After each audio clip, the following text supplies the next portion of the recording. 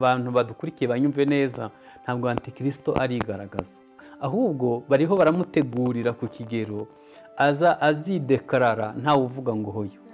Isi buri gihe nubwo tuyikunda itwereka ko tutarabayo. Itorero rizaba rigeze ahantu sisiteme yari byize benda nko kurifata. Iyo umuntu akijijwe, gukizwa no gutsindishirizwa ni ubuntu Imana ikugirira, ariko hagati yo gukizwa no kuba uw'Imana yaremye, kumenya icyo waremewe no kugikora, haba harimo inzira. Ni ukuvuga ngo mu myaka 430 bariho bararepeta buri wese ku giti cye.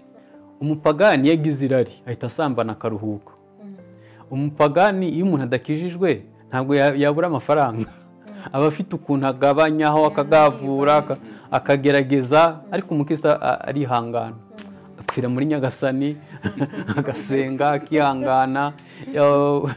Yewe n'ibi ngibi turiho turigisha Abisirayeli birababaje ko mu kurepeta kwabo byari umubabaro, kwari ugupfa, kwari kujya bigoranye, byari imibabaro, ariko bahora bataka kugeza ubwo gutaka kwabo kuzamuka kugera ku Mana.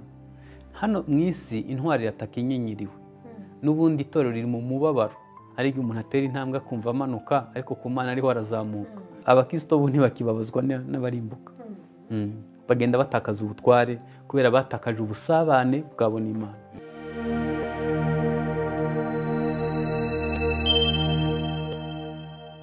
Balance life. Enjoy everyday life. Uyu munsi ni ikihe gice Imana yashyize ku mutima wawe tujye gusangiza isi dukurikiye mu buryo bwo gufatanya kwamamaza ubutumwa bwiza? Murakoze cyane. Uyu munsi tugiye kuganira ku rugendo rw'Abisirayeli, turabihuza no gucungurwa kw'itorero, hanyuma turaza kureba inshingano biduha twebwe abo muri iki gihe.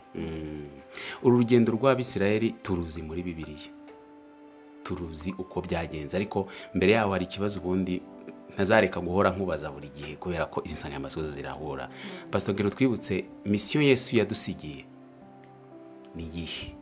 Murakoze. Bibiliya igizwe n'amagambo abiri makuru, igizwe n'itegeko rikuru n'inshingano nkuru.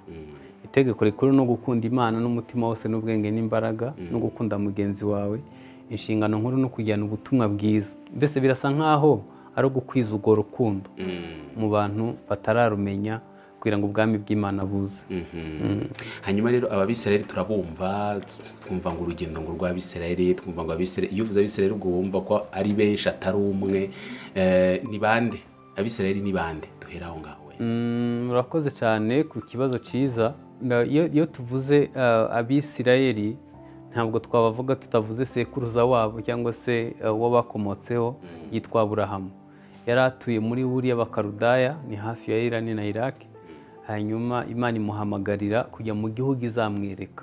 Intego yari imwe gusa, kumugira sekuruza w'amahanga. Ibi birasa nkaho bituganisha kumenya ko umuhamagaro w'itorero ni ukubwiriza amahanga. Turi umuco w'isi, turi umunyu w'isi, turi umudugudu utabasha gutwikirwa, turi umuco uvira amahanga, turi itabaza riri ku gitereko cyaryo. Rero Imana yahamagaye Aburahamu, imuhamagara itamubwiye aho imujyanye. Iyo duhamagagwa, wowe uba wumva ari ugukizwa gusa, ubabajwe n'ibyaha, ufite umutima ugucira urubanza, ukumva urashaka kwakira Yesu Umwami n'Umukiza wakuruhura ibyaha, ariko muri wowe Imana izabyazamo amahanga. Bizarangira nawe hari abagukomotseho bazakizwa bagahindukirira Imana. Ni urugendo umuntu akora, ariko bikarangira Imana iguhuje n'icyo yakuremeye, hanyuma ugakora icyo uhamagarirwa mu isi mu gihe cyawe. Imana rero yahamagaye Aburahamu imukura muri Uri y'Abakarudaya. Iyo urebye ku rugendo ku ikarita, abafite Bibiliya bazarebe kuri paje ya nyuma ku rugendo rw'Abisirayeli, Imana ihamagara Aburahamu, bazabona yabanje kuzenguruka aca muri Turukiya, arangije aramanuka agera ku mupaka wa Isirayeli. Hose byagiye bimugora. Byagiye bimugora gute? Imana imuhagurutsa yahagurukanye n'ikivunge kitumvise ijwi. Yari kumwe na Loti, kandi kwa Aburahamu habaga abantu benshi. Habaga, nawe tekereza ko habaga abantu barenze 1500, bose barara bariye. pasite wenda tugende buhoro abo bantu 1500 bakoraga iki kwa Aburahamu? reka nze nguhe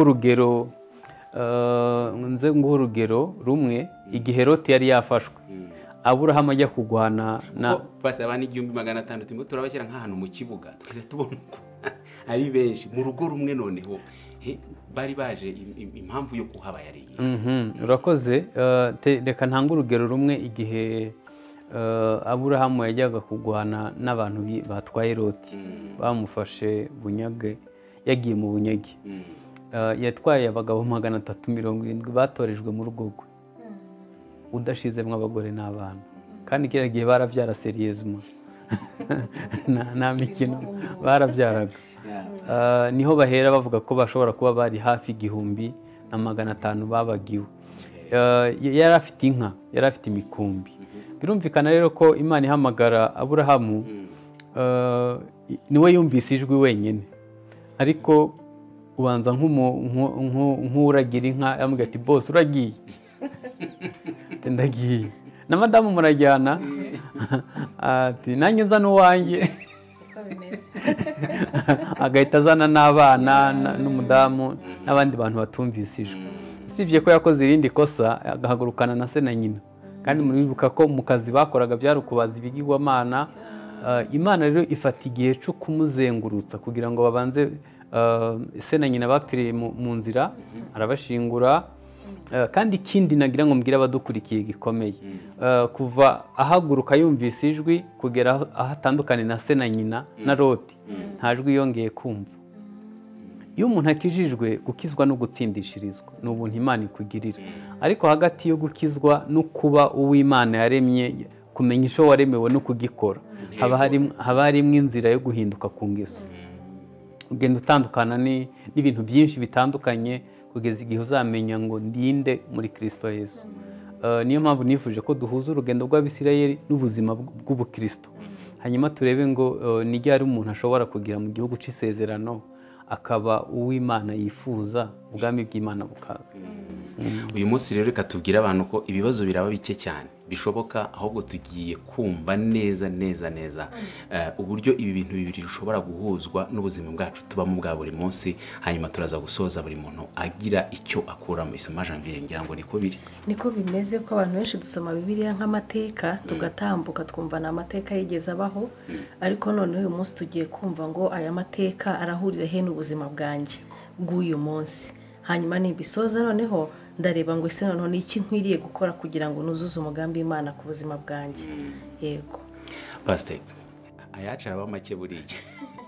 Murakoze cyane. Nanjye ntabwo ari bube menshi kuko uyu munsi ni semburamatsiko cyangwa introduction tugiye gutangira. Hariho imishinga ibiri ikomeye muri Bibiliya nubaha. Ni umushinga wo gukura Abisirayeli muri Egiputa watwaye Imana ni imyaka 430. Imana iwukoraho buri munsi. Hanyuma umushinga wo gucungura itorero byatwaye Imana hafi imyaka 4000 iwukoraho buri munsi. Hanyuma tuzagerageza kubihuza turebe inshingano bidusigira nk'abakijijwe cyangwa nk'itorero. Hanyuma reka mvuge akandi kantu ngira ngo sinzi niba ariko tuzasorezaho cyangwa tuzakavugamo hagati. Kavuga ku igihe bambuka inyanja itukura, abantu 2,500,000, ndavuga Abisirayeli bavuye muri Egiputa, bari 2,2 n'igice, bose baririmbye indirimbo imwe batari baturanye. Hanyuma mwembi murabaririmbye, waguha abantu 2,500,000 wabarepetesha. Harimo abafata vuba n'abafata bitinze. Ni ukuvuga ngo mu myaka 430 bariho bararepeta buri wese ku giti cye. Hanyuma indirimbo baririmbye yakoze ku mutima w'Imana, ihita irayitwara yibika mu ijuru. Izongera kuririmbwa nihongera kubaho gucungurwa nanone, igihe tuzaba twambuye imibiri, tuzarimba indirimbo y'umwana w'intama. Abantu bose bazaba bavuye mu isi, abari muri Aziya n'abari muri Amerika n'abari muri Oceania n'abari muri Afurika, twese ubu turi kurepeta. turi kurepeta buri wese ari iwe, buri wese mu byo anyuramo, hanyuma uwo munsi tuzarima indirimbo twese tuyihuriyeho y'umwana w'intama, ngo hazahita hongerwaho n'iya Mose bava muri Egiputa. Ni indirimbo ebyiri zikomeye zizaririmbwa nituva mu isi. Pastor, turi kurepeta dute? Ubu ngubu hari umuntu ushobora guhita yibaza ati hari uri kuva mu rugo ajya mu kazi, hari uri kuba ari mu mirimo itandukanye. Iyo repetition wenda ni mu rurimi rw'amahanga, ariko ni nko kwimenyereza cyangwa se gusubira imenyereza. Mama Janvier ni umutoza warabizi cyane ko babyita. Turi kurepeta dute Pastor? Urakoze. Abisirayeli birababaje ko mu kurepeta kwabo byari umubabaro, kwari ugupfa, kwari kujya bigoranye, byari imibabaro, ariko bahora bataka kugeza ubwo gutaka kwabo kuzamuka kugera ku Mana. Hano mu isi intwari irataka inyenyeriwe, n'ubundi itorero riri mu mubabaro, kandi sinzi niba ntaba mbivanze, ariko nasobanukiwe impamvu Yesu azatwara itorero ameze nk'ugibye. Biravuga ngo nk'uko umujura aza mu gihe kitazwi akiba, niko n'umwana w'umuntu azazamo. Yesu ntazagaruka ku isi, azaza nk'umujura y'ibitorero. Azagiba byagenze bite? Isi izaba irimo kurikwensa, kuribyigiramo ahantu, ku buryo benda nko kurifata azahita agiba ritware. Hanyuma kuba baruhutse umubabaro w'isi, kandi mwibuke ko asengera abigishwa yavuze ngo mu isi muri n'umubabaro, ahubwo muhumure njye nanesheje isi. Azaducungura tugeze ahantu, mbese azadutwara tubikeneye. Apana ibi by'abantu birirwa baririmba ibiryo, ubuhanuzi ari kujya muri Amerika, ari visa n'ibindi n'ibindi. Itorero rizaba rigeze ahantu sisiteme yari byize, benda nko kurifata ahita ritwara. Bivuze ngo iyo repetition turi gukora ni imibabaro turi kunyuramo ku giti cye. Yego. Mu by'ukuri umugeni wa Kristo w'ukuri ahari, ntekereza ko afite imibabaro itandukanye kandi iteye ubwoba. Bamwe bababajwe mbese banyura mu bigeragezo. Kuri ubu twebwe abari mu karere k'ibiyaga bigari nta gutotezwa kugaragara, ariko nk'umuntu ari muri Somalia ibyo mvuze arabizi, umuntu ari muri Sudani ibyo mvuze arabizi, umuntu ari muri Iraq cyangwa Arabia Saudite ibyo mvuze arabizi, kuko biba ku mugaragaro. Yego. Ariko na hano naho ntitwavuga ngo ntibihari, kuko abera, reka ntange urugero. Umupagani yagize irari ahita asambana akaruhuka. Umupagani iyo umuntu adakijijwe ntabwo yabura amafaranga, aba afite ukuntu agabanyaho, akagavura, akagerageza, ariko umukristo arihangana, agapfira muri Nyagasani, agasenga, akihangana. Yewe n'ibi ngibi turiho turigisha, genza abantu babicuritse barakira. Hari abantu rwose, hari abahungu twakuranye barabicurika, bagura amamodoka meza, bubaka amazu y'ibitangaza, bakureba bakajya bibaza ibyo urimo. Rero icyo gihe bakubona nk'umuntu w'injiji cyangwa umuntu udasobanukiwe, kuko none se reka ntange urugero. Rimwe nagiye muri Isirayeli njyana n'umuntu umwe mu bantu, mu bayobozi b'amadini bakomeye, hanyuma tukura amavuta y'amadolari 20. Araseka arambwira ati Desire nkubwire, aya mavuta ubonye nguze nzayubakamo inzu, nzayaguramo imodoka, nzayakuramo tiki ngarura. Ndavuga nti ye tuyaguze amadolari 20, namaze ugiye kubigenza ute? Aravuga ati reka ibintu by'ubutagatifu cyane, ngiye kubabwira ko nzanye amavuta yirukana inyatsi na karande n'imikoshi n'imikasiro yishura amadeni, hanyuma kubasiga birumvikana no gutanga agatubutse. Uzi ko yaje kunyereka imodoka yaguze yarabikoze, n'inzu yarayiguze. Iyo urebye hari ukuntu babicurika undi munsi nagiye mu rusengero ahantu nsanga umuntu yazanye imyeyo yidukubuza. Aravuga ati bakristo nazanye imyeyo ikubura amadeni, ikubura inyatsi, ikubura karande, ikuraho imivumo. Hanyuma umweyo ni 50,000, ko bayiguze bakajya kuzana indi. No, hari ukuntu babicurika bikababyarira inyungu, ariko mu by'ukuri atari byo byari umugambi w'Imana. Rero Abisirayeli igitorero rizaba rivuye mu isi, azadutwara tumerewe nabi. Ibyo mvuze ni bireba uruhande rw'itorero, ariko sisiteme y'isi iriho irabyiga itorero kugeza ubwo itorero ryibura. Tekinoloji yose ihari n'ibindi byose ntubwire ngo hari ikindi bigamije, byose bihiga itorero. Biganisha ku kwiyerekana kwa antikristo, biganisha ko antikristo barimo kumutegurira mu buryo bw'idini rimwe, isoko rimwe, ibintu byose bikorwa mu buryo ku buryo nta uzabihunga, nta uzaba afite aho abihungira. Mbese ubu icyo antikristo, abantu badukurikiye banyumve neza, ntabwo antikristo arigaragaza, ahubwo bariho baramutegurira ku kigero azidekarara ntawe uvuga ngo hoyo, kuko bazaba baratumenyereje ibintu byose bimwe bikorwa muri sisiteme, ibintu byose biri ku murongo, mbese ku buryo bw'uko itora ryo risigaranye akajagari kuko ibindi byo birubatse, biradoze mu buryo bwizewe, biteguwe neza, nta hantu wabicikira. Ariko nagira mubwira abadukurikiye ngo bahumure, uko Imana yumvishe gutaka kw'Abisirayeli ikumva umuniho wabo ikabatwara, ni nako izadukura mu isi. Ntabwo umushinga we ntabwo uzapfa ubusa, amaraso yamenye arashayakurikirana. Hanyuma Aburahamu atandukana na Loti, yinjira mu gihugu.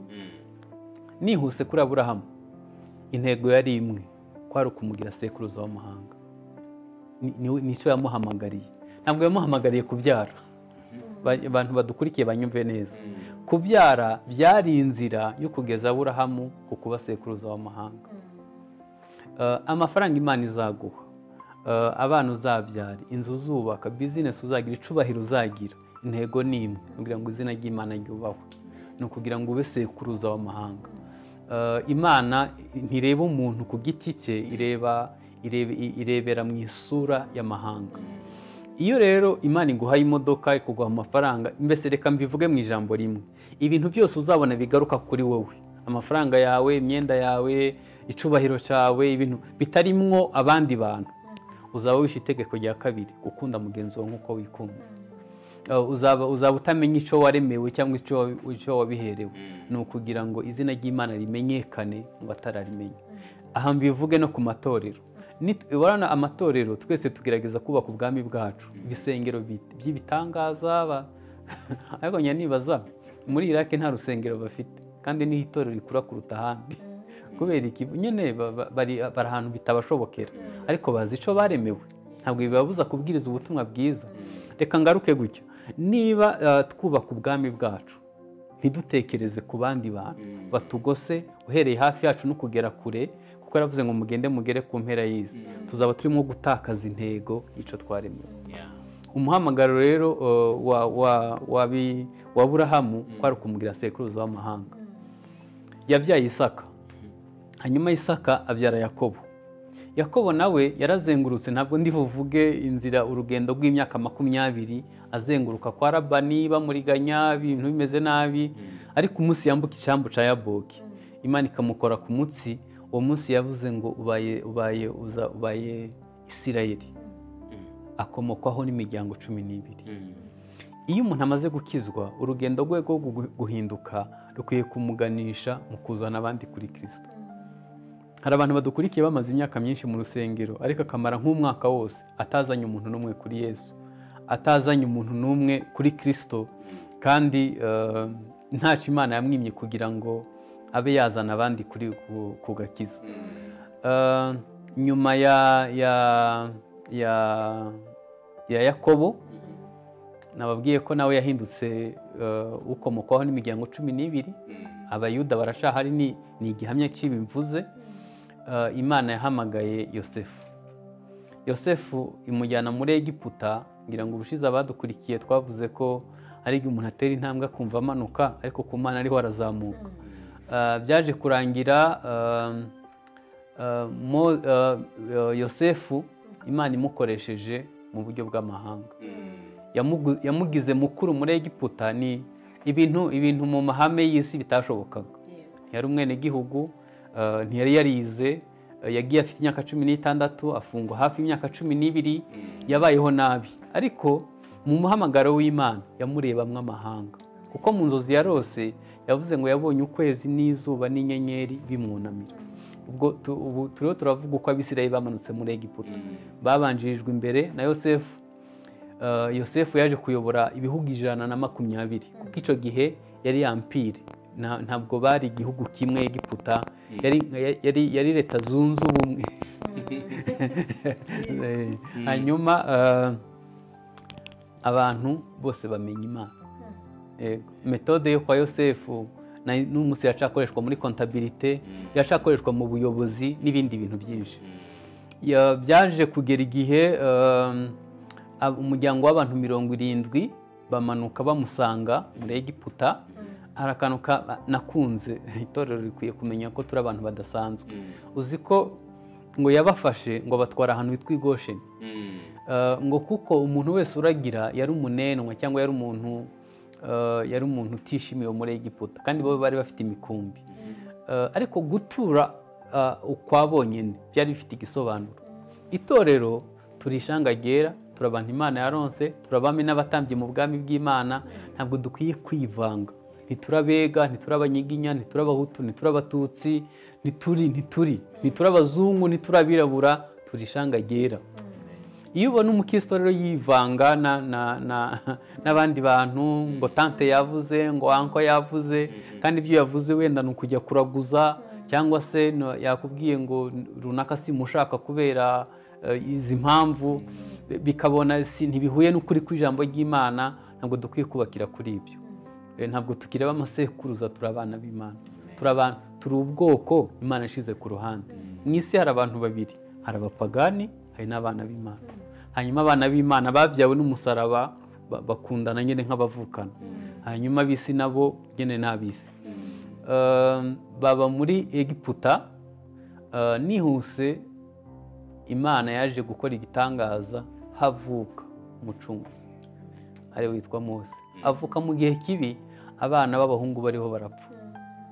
Tubihuze n'igihe cya Yesu nawe yavutse, abana b'imfura bose barapfa, abana bose bakwije imyaka 2. Kubera iki hapfuye abana mu gihe cyo kwa Mose bagapfa no mu gihe cya Yesu? Navuze ko icyo bari bahuriyeho bose bari abacunguzi. Reka ngaruke hano mu Rwanda turi.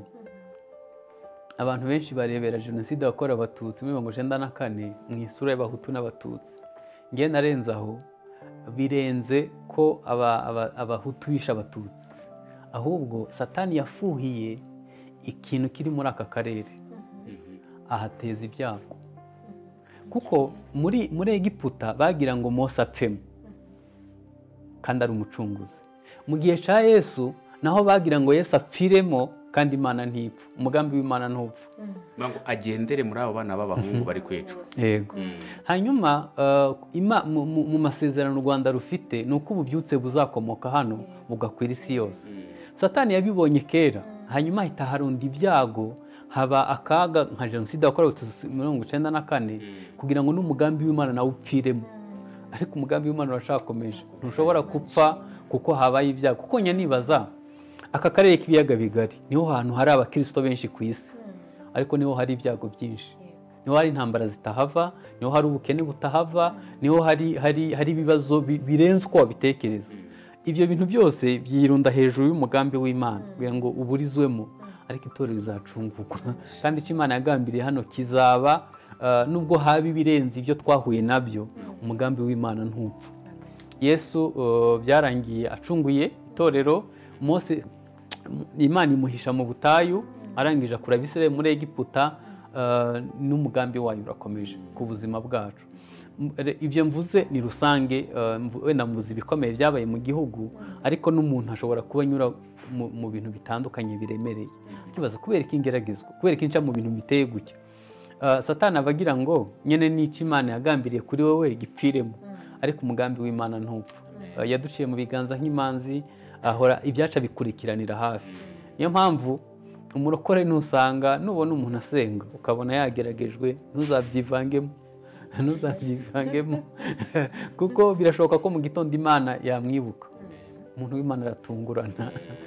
Uwo muntu yasanze Yosefu muri gereza, abona birangiye apfuye, ntiyarazi ko azaba minisitiri w'intebe igitondo kimwe. na muka Potifari yabigizemo uruhare. Wabonye nibaza ko umunsi Yosefu arahira muka Potifari yari ahari buriya bahuzaga amaso byari bimeze bite? yihagararagaho nk'umuyobozi mukuru cyangwa nk'umuntu ukomeye aho ngaho, ubanza bitari nk'uwabigizemo uruhare kugira ngo nawe azamurwe. gusa kubera umutima wa Yosefu yaje kuvuga ikintu gikomeye, yaravuze ngo ku bwanyu mwashatse kungirira nabi, ariko Imana yarabihinduye kugira ngo ikize abantu benshi be gupfa. Uyu munsi ndashaka gusoreza he? Ndashaka kuvuga kuri Mose. Mose, iyo tuvuze Mose ntabwo abantu ijambere Egiputa ntitwumva icyo bivuze, ntabwo twumva Mose icyo bivuze, nta nubwo twumva ubutayu yabayemo, nta nubwo twumva gutumwa. Nibyo bine nshaka gusorezaho. Icambere Egiputa y'icyo gihe yari nka Amerika y'ubu, bari empire, bwari ubwami buhuriweho muri bihugu byinshi. Hanyuma icya kabiri, Mose yari umuyobozi mukuru mu ngabo. Reka ntange isura abantu bakumva. Ni nk'umuntu utegurwa gutwara Amerika y'ubu. Hanyuma yari mukuru mu ngabo. Icya kabiri, yize amashuri meza yose yo muri Egiputa y'icyo gihe, nk'uwo bategura kuzaba umwami. Ikindi, yari farawo w'ubutaha. Icya kane, yari umukire, ntabwo yari umukene, yari umukire cyane. Tekereza ngo umunsi yamenye ko ari Umwisirayeli, ngo yabirutishije ubutunzi bwose bw'Abanyegiputa n'ubundi bwahishwe. Nahoze mbona ripoti ya Banki Mondiale bavuga ngo abaperezida ngo benshi bo muri Afurika ngo babatera inkunga, ngo bagahita bafata amafaranga bakajya kuyahisha iwabo. Bakavuga ati ibyo mubona 60% ntibiba bigaragara neza. Ibyo byari bishatse kuvuga ko umutungo uwo twebwe tureba hari undi mwinshi kuruta, kandi hari n'ibiri munsi y'ubutaka birumvikana. Hano rero icyo bishatse kuvuga ni iki? Umunsi Mose yamenye ko ari Umwisirayeli, yabirutishije ibyo byose. Bijya bimbabaza iyo umukristo yatakaje ubukristo nta n'ikintu yabonye. Yesu yaravuze ngo byakumarira iki kunguka iby'isi byose ukazabura ubugingo buhoraho. Bivuze ko agaciro k'ubugingo karuta iby'isi byose, kuko abantu batasobanukiwe agaciro k'ubugingo ntabwo bumva ubutunzi bwose bw'Egiputa icyo bivuze, ariko ubugingo burabiruta byose. Arabisiga ngo ajya gusuzuguranwa n'ingabo z'Imana, abantu b'Imana. Igihe bamuhiga ngo apfe, ahungira mu butayu, arangije amara y'imyaka 40. Nagira ngo mumpurize Mose w'inyuma y'intama, uragiye intama zitarize imyaka 40, mumumpurize n'uzaba farawo, mumumpurize n'uwabaye umuyobozi w'ingabo. Kuko farawo cyangwa se Mose w'icyo gihe, mutekereze ko yigeze gutsinda Etiyopiya ayoboye ingabo. Biremera. Yari umuntu uteye ubwoba. Mumumpurize n'umuntu ari inyuma y'intama mu butayu zitarize imyaka 40. Igifaransa cyarashize n'Icyongereza ahinduka undi. Ni abantu babiri badahuye. Iyo umuntu ageze muri Kristo Yesu, hari ibintu bihinduka. Hari ibintu bihinduka, ntibazatubeshe. Iyo umuntu ahuye na Yesu neza, Yesu aragukuba imyumvire yo muri Egiputa nuko abantu bafata ibintu byose bigashira, ukaba umwana w'Imana. Ukabona umuntu yari umugwaneza, ni umugwaneza kandi kera yari umunyamahane. Akavuga ati uko mundeba uku nagira rijyana ni Yesu yarampaye kuritsinda. Nari mfite abantu nanga nashoboye kubababarira, ukabona yarahindutse totalement. Wari Sawuli agahinduka Paulo. Hanyuma nyuma y'imyaka 40 rero arakantu nkunda ngo yagiye kuragira intama, ngo abona igihuru kirimo kwaka. Nkunda ahantu Bibiliya ivuga ngo igihuru cyaka kidakongoka, ngo atambikishwa no kureba icyo gitangaza. Ngo akihagera, Imana iramubwira ati kuremo inkweto kuko aho uhagaze arahera. Abantu ndahakunda. Iyo uhuye n'Imana bwa mbere no mu buzima bukurikiyeho, icambere ikwereka n'intege nke zawe. Ntabwo ihita iguha umugisha ako kanya, ibanza kukwereka inkweto wambaye. Wowe udukurikiye uhura na Yesu byagenze bite? Bibiliya iravuga ngo iramubwira ngo nagutoranyije kujya kuzana abisirayeli bakura muri Egiputa. Byumvikane ko kugeragezwa kwe mu butayu yari bifitanye isano n'umuhamagaro uri ku buzima bwe. Hari igihe umuntu atamenya icyo azira. Bibiliya iravuga ngo reka nihute aho ngaho, mwibuke ko Imana yamubwiye kurambika inkoni hasi. Inkoni yarayiragije imyaka 40 ihinduka inzoka. Abantu badukurikiye batwumve neza, ntabwo ari inkoni nshasha Imana yamuhaye, ni inkoni ya Mose. Imana yongereye imbaraga ijya kuzana Abisirayeli muri Egiputa. Nta wundi Desire Imana izarema, izafata Desire imwuzuza umwuka wera, asobanukirwa icyo yaremewe, hanyuma akora icyo yaremewe. Ikiganza cye mwibuke ko cisha umunyegiputa kikamuhisha mu mucanga. Yaramubwiye ngo nashira ikiganza mu gituza kizana ibibembe, agisubijeho kiba kizima. Bibiliya avuga ngo muzarambika ibiganza ku bagwayi bakire, muzirukana abadayimoni, muzafata inzoka. Nitusenga tujye turambura ibiganza byera. Hari ibiganza byinshi bitera bifite umuziro, bifite imiziro, ariko ibiganza by'abantu b'Imana biba ari farumasi, biba byuzuye imiti, biba byuzuye umugisha. Hanyuma iramubwira ngo nanjye kuzana Abisirayeli muri Egiputa. Avuga ati ndadedemanga, ntabwo mvuga neza, mfite ikibazo. Imana avuga ati ntugire ikibazo, nzaguha umuntu ukuvugira, uzaba nk'Imana kuri we, hanyuma avuga ibyo umubwiye. Yaramubwiye ati Farawo ubanza utamuzi neza, ngewe navuyeho ndamuzi. Mose abwira Imana, Mose yabwiye Imana ati Farawo ntabwo muzi neza, ngewe ndamuzi. Aramubwira ati wowe uyu munsi nkugize nk'Imana kuri Farawo. Haleluya. Uri impamvu bitwigirizaho nkano nuko tutaraba nk'Imana kuri byo. Hari Imana, itorero ryahawe ubutware. Itorero ngewe nakijwe muri 87 nkizwa, nabonye aho abantu baza mu kibanza c'urusengero bafite abadayimoni bakabakubita hasi, ntawo basengeye. Nabonye aho abantu baza mu rusengero korari yaririmba, ahantu hose ari umudayimoni agataka. Itorero rifite ubutware. Umunsi Petero bamufashe bamutwaye kumwica, yafashwe na Herode yamurindishije abajepe. Bibiliya iravuga ngo abitorero barasenga, aho basengeye haranyeganyega, baravuga ngo turabyanze ntabwo ari bupfe. Kandi niko byagenze. Nese ubu nta bintu dukwiye kwanga. Twemere ko ubutinganye ntaco butwaye. Twemere ko urubyiruko rwacu rwishwa n'ibiyobyabwenge. Twemere ko duhorana intambara zidafite ibisobanuro. Twemere ko ibintu ari bisanzwe, abantu banywa inzoga uko babibonye, tubyemere gutyo. Wapi, hari ibintu byinshi dukwiye kwanga. Itorero ryahawe ubutware. Iyo abera bapfukamye bashobora guhindura ibyemezo bikomeye isi yafashe. Dukwiye kumenya ko itorero rikwiye guhagarara mu mwanya wayo, rigakoresha ubutware rihabwa. Pastor Nyemera, tutararengaho, hari umuntu ushobora kwibaza ubu butware itorero rifite. Itorero tuvuga ni ngewe, ni wowe, ni uwo wese wemeye kwakira Kristo nk'umwami n'umukiza. Ubu butware itorero rifite kutabusobanukirwa biterwa n'iki? Biterwa n'ubusabane buke tugirana n'Imana. Urabona ko mu Rwanda twagize ikibazo, twakiriye idini, twabaye abayoboke b'amatorero n'amadini, ariko ntitwahinduka neza kuba abana b'Imana. Ibyo rero bigenda bibyara ibibazo byo kutisobanukirwa. Ndinde, naremewe iki, impano yanjye ni iyihe, umuhamagaro wanjye ni uwuhe, nihe nkwiye kubikorera. Ibyo bituma kuba umuntu abaho muri confusion, adakora icyo yakagombye kuba akora. Ariko umuntu yizera aho ari, mu kazi akora, muri business akora, aho atuye, ashobora kubera umugisha abandi bantu bose.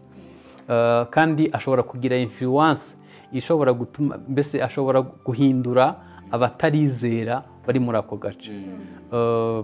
Iyo wahindutse neza, ubuze aho wavuye, ubuze n'aho ujya. Kandi ubabazwa n'abasigaye aho wasigaye. Abasomye agatabo k'umugenzi bazi umukristo mubabaro yahorana kubera arimbukiro. Abantu basigayeyo bakavuga ati mbabajwe nuko n'umuryango wanjye nawe ushobora kuzahirayo. Akavuga ati ngiye mu ijuru byari byiza, ariko umugore wanjye n'abana. Abakristo bo ntibakibabazwa n'abarimbuka. Bagenda batakaza ubutware kubera batakaje ubusabane bwabo n'Imana. hanyuma Mose aramanuka, ibindi tuzabikomerezaho ubutaha. mbere yuko dusoza pasiteri twibutse abantu yari nk'intangiriro icyo twakwita nka introduction. Mama Janviere ni mutamwumva yafashijwe mbese ameze neza cyane, niyo mpamvu muri kumva hari indirimbo batubwiye tuzaririmba y'umwana w'intama. Itandukaniye n'indirimbo ya Mose? Zifite aho zihurira, aho zitandukanye nuko zarimbwe mu bihe bibiri bidasa. Ubwo ni nko kuvuga mbese indirimbo y'umwana w'intama yo imeze ite, indirimbo ya Mose imeze ite none? Kuko iyo twasanze turi kurepeta twebwe ni y'imibabaro. Mu mibabaro nibo turimo kurepeta, turimo kwitoza. Bafite isi igenda twereka ko tutari abayo. Muri Egiputa nubwo umva ahantu amategeko mpuzamahanga, ahantu umuntu amaze imyaka 400 ntabwo aba akiri umushyitsi aho hantu. Ariko buri gihe bafatwa nk'abashyitsi, bakabakoresha uburetwa, bakica abana babo kugira ngo batororoka bakaza bafatana igihugu. Isi buri gihe nubwo tuyikunda itwereka ko tutari abayo. Ntushaka kubyara utera imbere uba umukire, nkunda kuvuga ngo n'imyaka iradutenguha igahita ikwiye ugahita usaza ariko wari utangiye kurya. Isi igenda itwereka ko tutari abayo. Hanyuma aho izi ndimbo zitandukanira ni uko nyine bari bacunguwe bavuye muri Egiputa ariko bagiye muri Kanani yo mu isi. Twebwe tuzaba tugiye muri Kanani y'ubwami bw'Imana, tuzaba tuvuye mu isi burundu. Ngira abantu badukurikiye ko hariho Kanani ebyiri, hariho Kanani yo mu isi, hakabaho na Kanani y'ubwami bw'Imana, aho umuntu azaruhuka ibibazo byose. Izo ndirimbo niho zitandukanira, ariko aho zihuriye zose ni indirimbo zo gucunguka. Turagenda tugana ku musozi. Iyi ndirimbo ya Mose rero ni bande bari kwirepeta? Ko niba tuzaririmba ngo nayo igomba kuba yarakorewe imyimenyerezo n'Abarundi. Ngira ngo ni yindi barepese banaririmbye rimwe gusa, tuzongera gusubiramo ngeze mu ijuru. Iyo ndirimbo nababwiye ngo Imana yahise yitwara uwo munsi. Yaririmbwa icyo gihe ntiyongeye kuririmbwa, gusibye ko badukopeje amagambo make yanditsemo, ariko mu by'ukuri bahise bayibika mu ijuru kuko umva byari bidasanzwe. Hanyuma nituva mu isi tuzaririmba indirimbo yacu nk'abacunguwe, hanyuma tuzagerekaho iy'umwana w'intama. Hari akantu abadukurikiye bakwiye kumenya. Mose ntabwo ari mu bacunguwe n'amaraso, ahubwo azaba ari umukwe mukuru. Aba ari umuntu azaba yicaye mu ntebe y'icubahiro kimwe na Aburahamu n'abandi. Ariko nituva inaha hazarimba indirimbo y'abacunguwe n'amaraso ya Kristo Yesu. Urumva umukwe mukuru ntabwo areka kuririmba. Hari abasaza bazaba bicaye mu ntebe z'icubahiro, uhereye kuri Mose, aho yaguhera kuri Abeli, na Nowa azaba ari hafi aho. Hanyuma hazakurikiraho Mose na Aburahamu. Mu ndebe iri shusho ariko aba basaza mu ntebe y'imbere bicaye. Mose niba azarimba muri baze ntabwo tubizi, ariko bizaba biryoshye. Iki kiganiro kigukumbuze ko mu isi si iwacu. Bibiliya iravuga ngo iwacu ni mu ijuru, niho dutegereza umukiza wacu ko azava. Hanyuma mbere y'uko Mama Janviere dusoreza ikiganiro, pasiteri, muri ibi byose twavuze nagira ngo mbanze nibutse abantu cyangwa se ngusigire isomo cyangwa se ikibazo nakubaza ngo twasanze iyi ndirimbo y'umwana w'intama uburyo turi kwirepeta ni imibabaro turi guhura nayo, ni ingorane turi guhura nazo. Nagira ngo nsoze mvuga ngo uri kurepeta gute? Wowe ukurikiye ikiganiro uri kurepeta, uri kwimenyereza gute kugira ngo tuzaririmbane indirimbo y'umwana w'intama? Mama Janviere. Akenshi imibabaro turayinuba, idutera intimba, idutera agahinda. Rimwe na rimwe tukabona ko Imana yaturetse, rimwe na rimwe tukumva yuko itatwitayeho, itakidukunze. Ariko pasiteri avuze ikintu gikomeye, yavuze ko ariho turi kurepetera. Dominique asoje avuga ngo ese uri kurepeta gute? Imibabaro uri gucamo, uri kwicamo umerewe ute? Urihanganye, uri gukirizwamo, uri gukiranukiramo, ni gute uri kurepeta? imana iguha umugisha pasiteri mwinshi Murakoze cyane cyane. kandi na Dominique imana imuha umugisha nanjye imana imuha umugisha imana iduha umugisha kandi namwe mudukurikiye imana ibaha umugisha kandi naho ubutaha ntimuzacikwe amen